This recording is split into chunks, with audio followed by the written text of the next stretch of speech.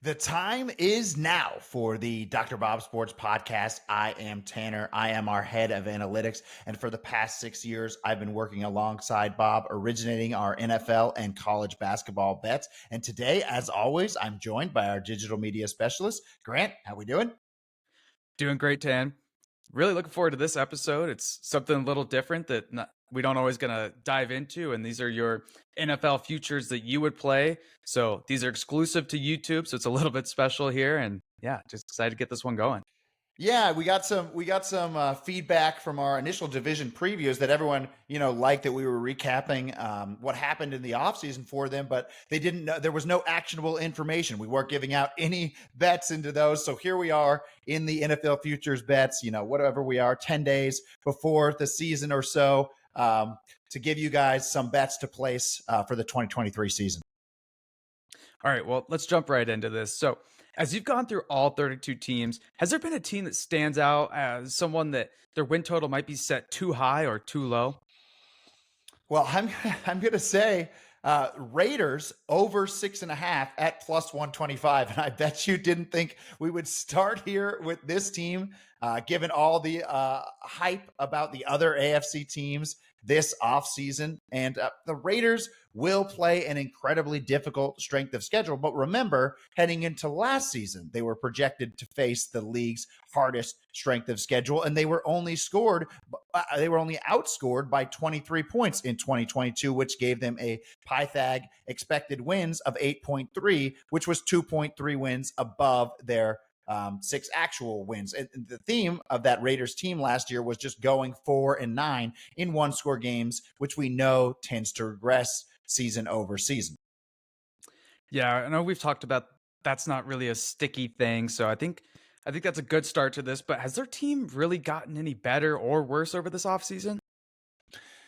Well, I think we look at the quarterback change at first, and we say that I think that Jimmy Garoppolo is in a vacuum worse than Derek Carr, but we're not comparing Jimmy Garoppolo to Derek Carr in a vacuum. We're comparing him to what Derek Carr put on the field last year, and that was not good. It was one of the worst seasons of his career, and it never really meshed with Josh McDaniels' system. So Carr finished with a 67 PFF grade last year. And we look at Jimmy Garoppolo's grades throughout his career, and he's about a 71 PFF grade. So if Jimmy Garoppolo just gives his average career performance, he will actually be an upgrade over what Derek Carr's production was last year.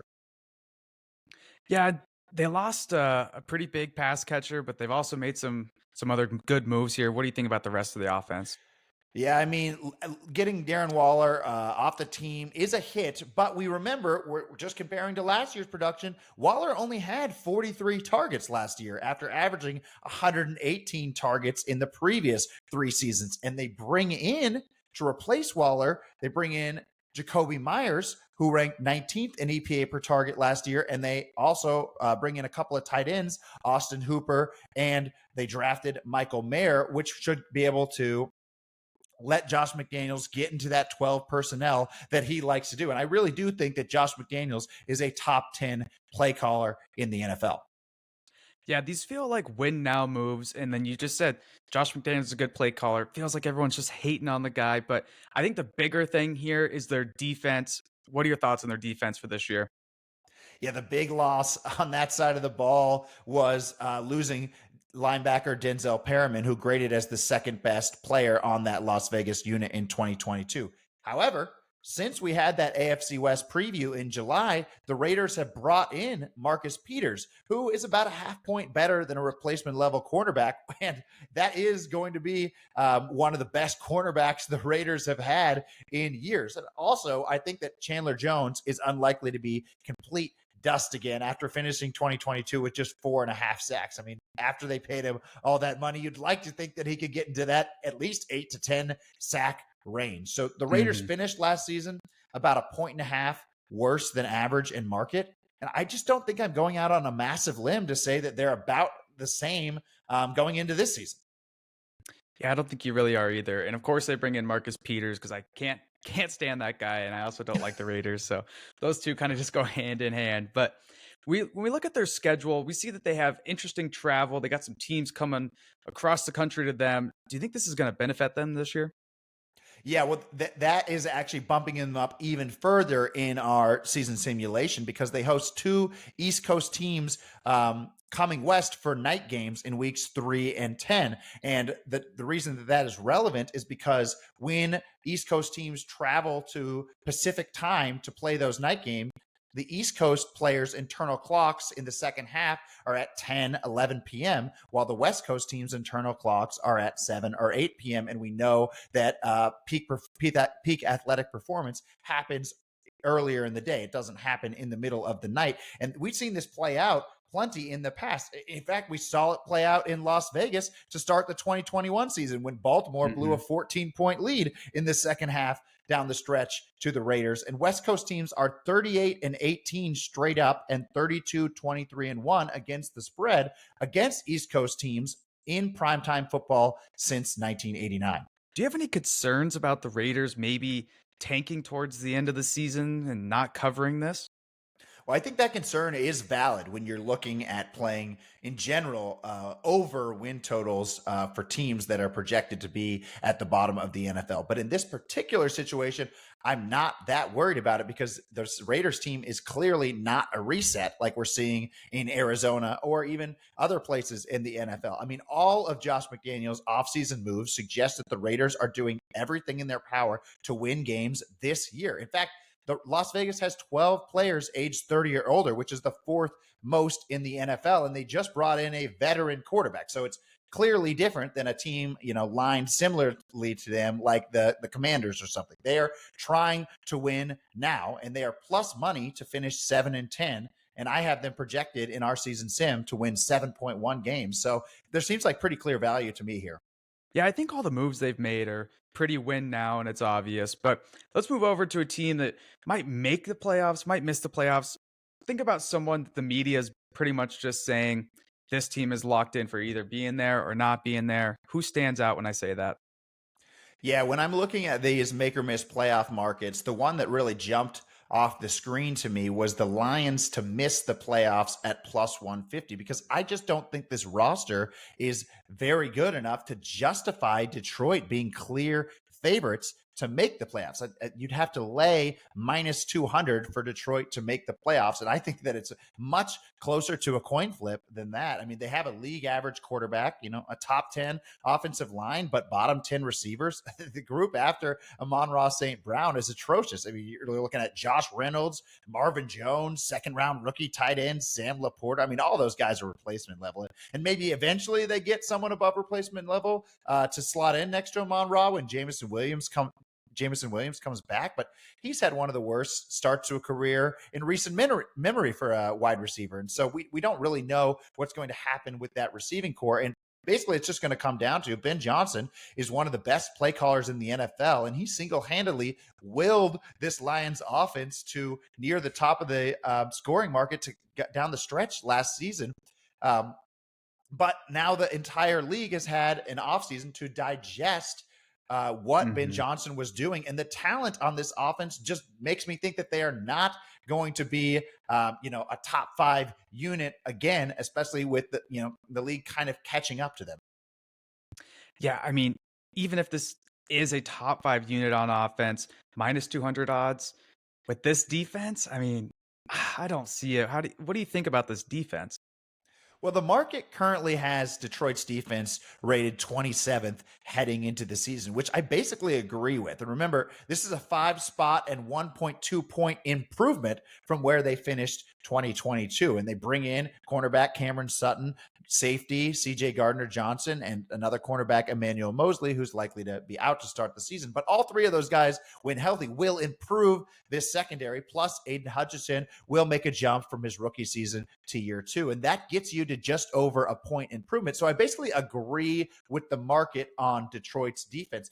But you'd have to believe that the Lions have a top 3 offense in the league, the same class as the Bengals, Bills, and Chiefs, to have this team definitively above average. And I just disagree with that premise. I don't think this team is 1.5 or 2 points better than average like the market seems to be suggesting. Yeah, and they play in this tough division. People are kind of sleeping on these three other teams, but I mean, at least one of them is going to pull through and show up to fight for this division, right? Yeah, I mean, I don't think the Vikings are that far off from the Lions on both sides of the ball. And I think we can expect that one of Jordan Love or Justin Fields likely pops in a meaningful way. And then, in a make or miss playoffs market, we also have to consider the other, projected wild card teams that they'd be fighting with, if they don't go on to win the NFC North. And those teams I'm a little bit higher on than market, like the Falcons and the Seahawks. And then we know one of those first wild card spots is probably going to be taken by Dallas or Philadelphia. Yeah, I think those other wild card teams are a little bit stronger. Only one that's questionable, maybe Falcons if Ritter doesn't pan out. But let's look over to some division winners. Is there anyone that sticks out to you that has good value? Well, going back to that NFC East battle that I was just talking about between Dallas and Philly, I like the Cowboys to actually win that division. So, meaning that Philly would be the wild card. The Cowboys are listed at plus 180 to win the NFC East, and it's pretty much a two-horse race with the Giants listed around 9-1 and the Commanders at 15-1. But I just don't think Philly is significantly better than Dallas to justify being minus 140 to win that division. Yeah, it seems a little weird that those odds are that high, but is this just going to come down to Dak? Well, I mean, let's go through it. Let's compare it position by position. So, I don't really think that Dak is that much worse than Jalen Hurts. I mean, since entering the league in 2016, Dak ranks eighth in success rate among 49 qualifying quarterbacks, and that's above Tom Brady and Joe Burrow through that stretch. And obviously, Hurts had an amazing 2022, finishing fifth in EPA per play. So I think that Dak and Hurts are about the same quality quarterback, and it wouldn't make a major difference if you flip them this season. We've also harped on this in other podcasts, but I think the Cowboys are right up there with the Eagles for best offensive line in the NFL. I mean, Philadelphia's offensive line is likely to get a little bit worse this season, replacing guard Isaac Sumafalo, who ranked 10th in pass blocking efficiency last season. And we know that Dallas's offensive line is elite at two spots and above average at the other three. Going across the board, left tackle Tyron Smith has made the Pro Bowl in every season. He's started at least 10 games since 2013.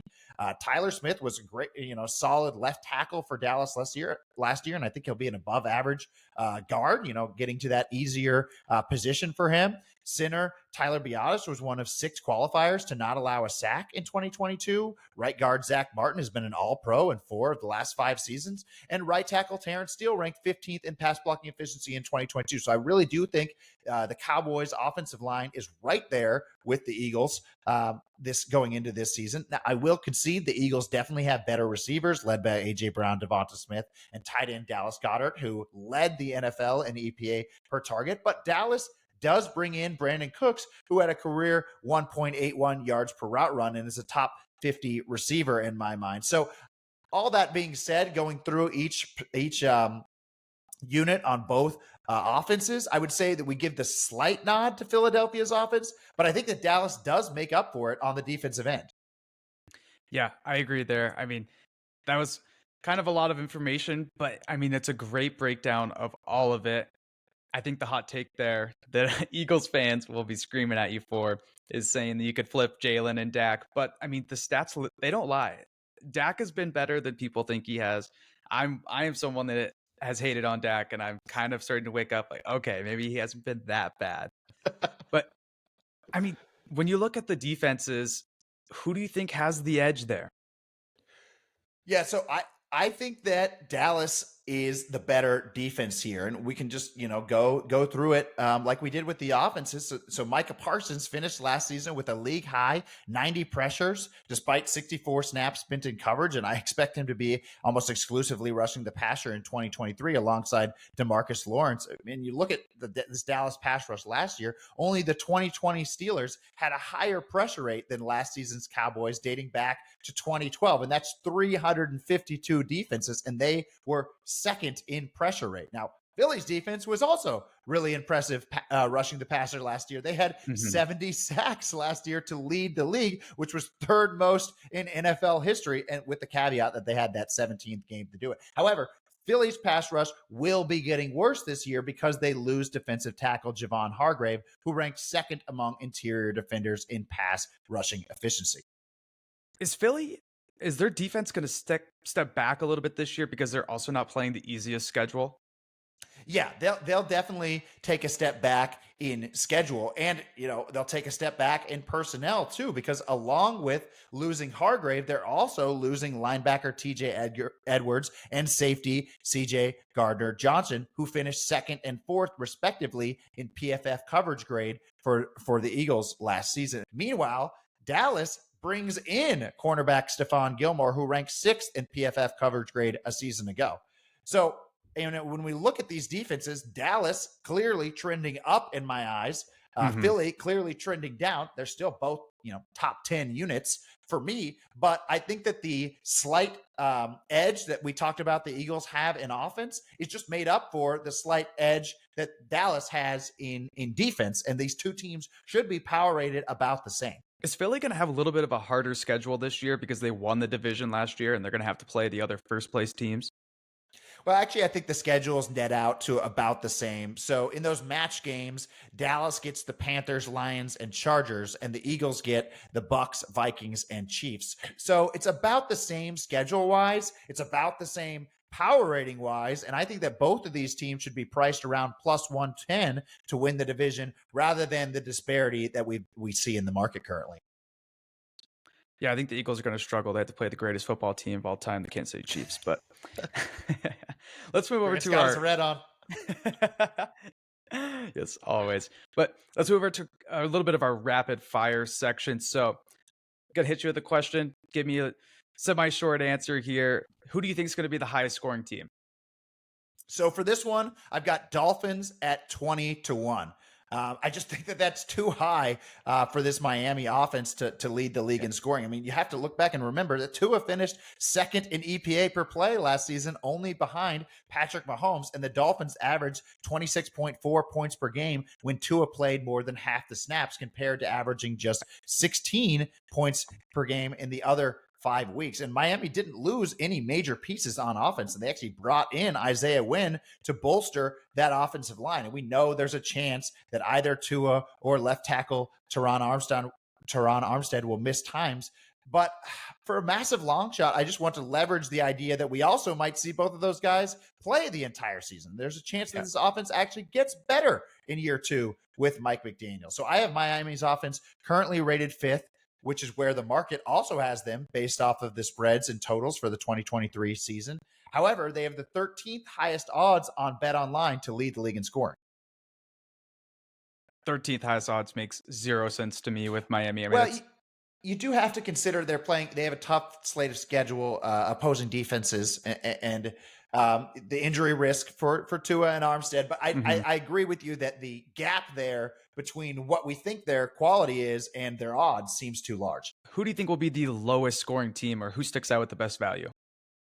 So for that one, I'm going to go with the Texans at 7-1 to be the lowest scoring team. And don't get me wrong, I'm scared of this Arizona team potentially starting Clayton Tune or Josh Dobbs all season, in which case they would probably be a shoo-in to finish with the least amount of points. However, I do think there's at least a 50% chance we see Kyler at some point in 2023, which leaves the door open for Houston's offense to finish at the bottom of the league. And the Texans hired a defensive coach from the Kyle Shanahan tree, so I don't think we should expect much aggression on fourth down decision-making, and we will likely see them playing conservatively. In fact, DeMeco Ryans said, I think the biggest thing for offense to get going is you have to be able to run the football. So I think they're going to really go for boomer ball here and a lot of punts in opponent territory. And we talked about this a little bit when previewing the Texans in that AFC South podcast, but in general, we see these Shanahan disciples succeed when they have good skill position players to either separate or get yak yardage,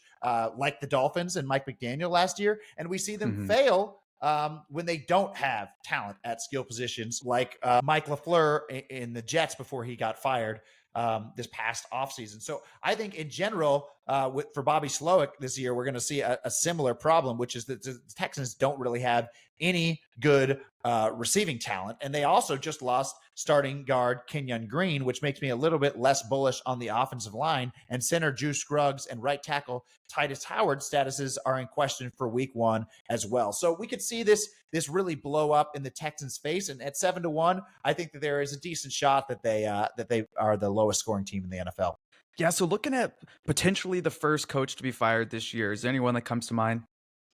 Well, that to me is Dennis Allen at 10-1. And when looking at this award, I'm trying to find a team with high expectations that might not live up to them. And the Saints are favorites to win the NFC South, but there's a chance that it goes pretty poorly for them, particularly with Dennis Allen's defense after ranking above average in points allowed all 6 seasons I've been doing handicapping at Dr. Bob Sports. I think the bottom could fall out for them this year, and the blame would go on Dennis Allen.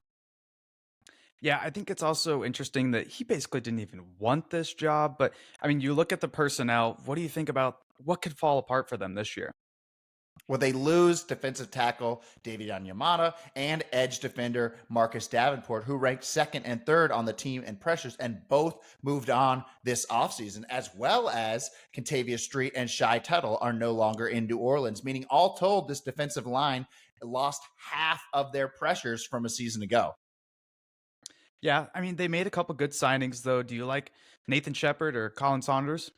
Well, both those guys seem like pretty much replacement level bodies to me on the interior. And I'm also worried about Cameron Jordan, who's made the Pro Bowl in 6 consecutive seasons, but he's going into his age 34 season. And speaking of old age, second team All Pro linebacker Demario Davis will also be 34 this season. So we could really see the bottom fall out of this front seven. And they could drop to one of the worst in the NFL, especially due to the favorable scoring conditions in this schedule. Yeah, I mean, you're talking about these favorable scoring conditions. They play a crazy amount of games in a dome, don't they?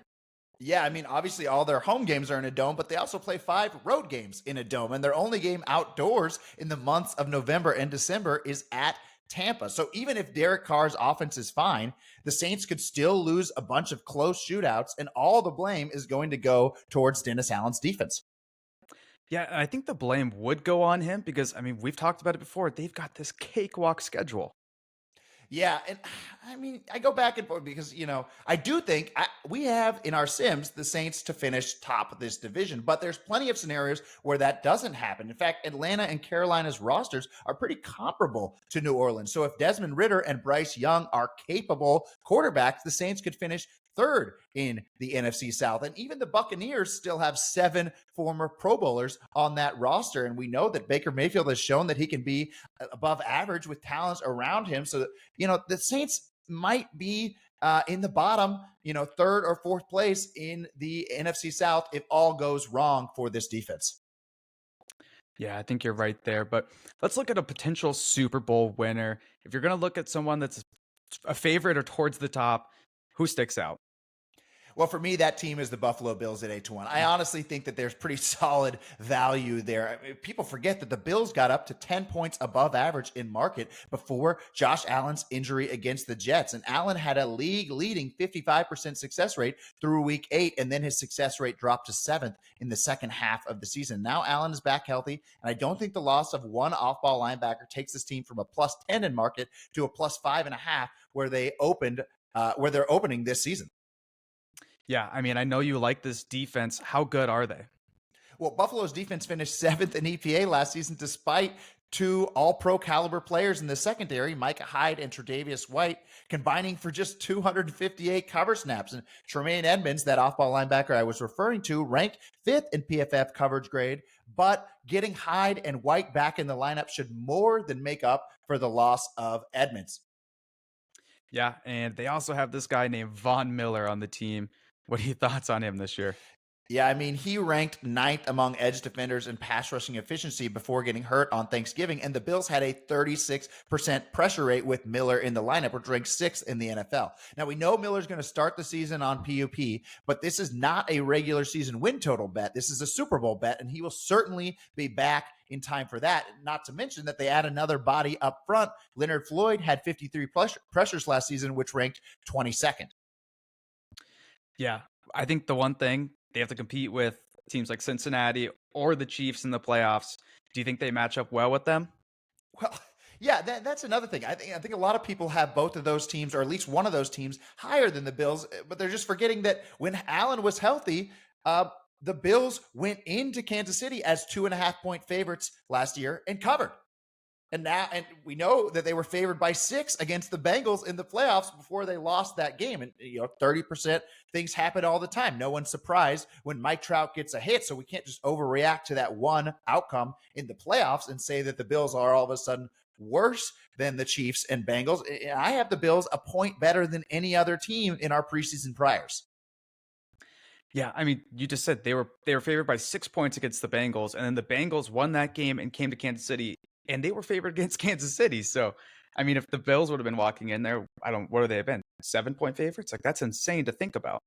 Well, it's one of those things where it's just like you have to remember that the Bengals were favored against the Chiefs because of the uncertainty with Mahomes' ankle. But Mhm. yeah, I mean, to your point, the Bills would have definitely been probably field goal or more favorites had they gone to the AFC Championship and played the Chiefs. But looking back to when both teams were at full strength, the Bills were 2.5 points favorites. So it certainly would have been more with an unhealthy Patrick Mahomes. And the Bills did win that game in Kansas City when Allen was healthy. So everyone's just forgetting the first half of the season when this team was at full strength. They were firing on all cylinders with Von Miller on defense and a healthy Josh Allen. And that's the team that we're going to have down the stretch for Buffalo this season. Mhm. Yeah, it's the recency bias. It's basically the same thing that's going on with the Lions, but just the opposite way. But when we look at some teams that have value for a Super Bowl shot, who do you got here? Well, for a longer shot, I'm going to say Baltimore at 15-1. And we've seen a team coached by John Harbaugh with Lamar Jackson under center get up to 11 points better than average in market the last time they didn't have a stale offense. And I think that bringing in Todd Monken is going to rejuvenate this offense. His threes and layups approach could be the break that the Ravens have been looking for. So we know that Monken is going to take deep shots. He called for a 28% deep pass rate when he was the Buccaneers offensive coordinator, and the league median is since 2016 is around 20%.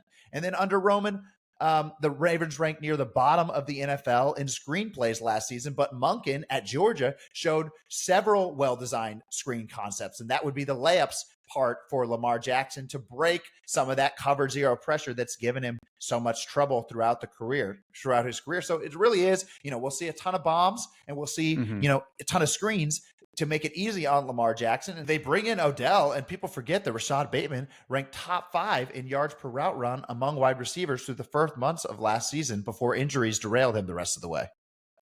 Yeah, and I think that trade for Roquan worked out for them last season. Do you expect that to kind of continue into this year? Yeah, I mean, for the defense, that was a major difference. The Ravens allowed a 45% success rate without Smith, which ranked 27th. Then they made the trade and they conceded just a 39% success rate with Smith, which ranked 5th. So they go from a bottom 10 defense to a top 5 defense with Smith. Obviously, he's back this season, and I think the defense might take a little bit of a step back after losing Calais Campbell up front, and Marlon Humphreys injured to start the season. Chuck Clark went out the door. So I don't think this defense is going to be top 5 again. But even if they're top 10 and this offense can make a Mhm. major leap, if everything clicks in this scenario, I wouldn't be shocked to see the Ravens finish as the best team in the NFL again. And we're looking at long shots, right? So we're looking at teams priced at greater than, 10 to 15-1. And that in the high end, range of the Ravens outcomes, they certainly could have, a top 5 offense and a top 10 defense, which could get them on a Super Bowl run come January and February. Yeah, I mean, I think the biggest thing for them is just have Lamar not get hurt during the end of the last 2 seasons, and things should go a lot better for them in the playoffs.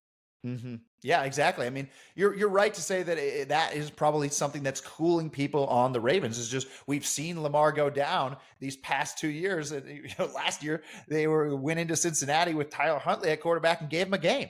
So I mean, Yeah. if everything comes together for this team, I think 15-1 is a decent price for Baltimore.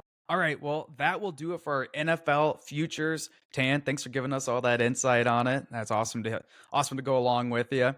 But don't forget, we will be back on Friday, and we are going to be talking about some of the free agency trades, Jonathan Taylor news. So basically everything that's happened since we've done our team previews, we're going to dive into that.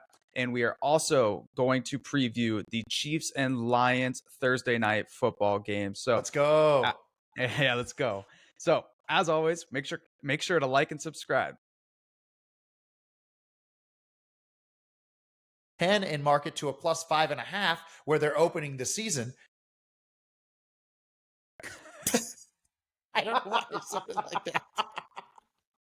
The loss of one off-ball linebacker takes. Why I lost? We have completely fallen off the rails. I can't say that sentence. All right. This is what happens when we do podcasts at night.